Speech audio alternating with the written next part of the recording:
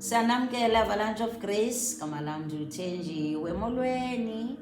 Namhlanje siza nelizwi lenkuthazo ekuthandazeni. Sizawufunda incwadi kaLuka 22 ivesi 42.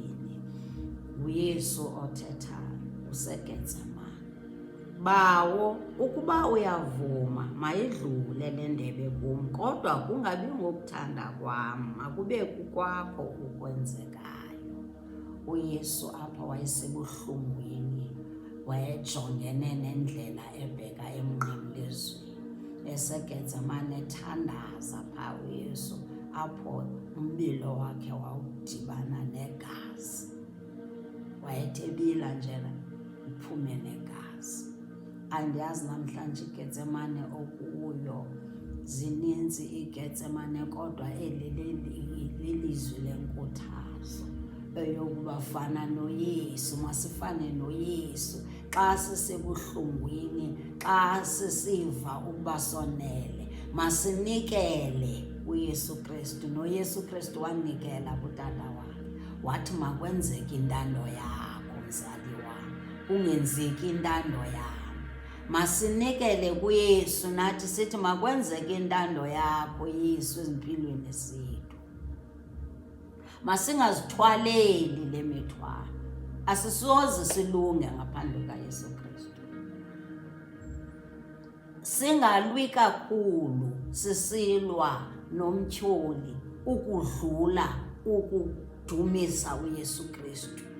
Let's praise him more than warfare with end times. Nikela kuYesu Kristu, beka yena phambili, mdumise. Zitsho ingoma umdumisa, khupha ilizwi umbonga uYesu Kristu. Nanku umzekelo asibonisa namhlanje. Ivesi 43. Emveni kokuba ethe wathi makwenzeke intando yakho Yesu, emveni kokuba nathi sisithi Yesu makwenzeke intando yakho empilweni zethu, sivile sonele, emveni kokuba sizithobile, funa sizithobe,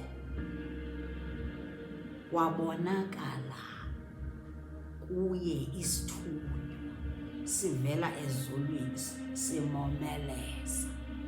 Emveni kokuzithoba, emveni kokunikela kwethu, kokunikezela, surrendering kuYesu Kristu, kuzawuvela ezazithunywa zavela kuYesu Kristu.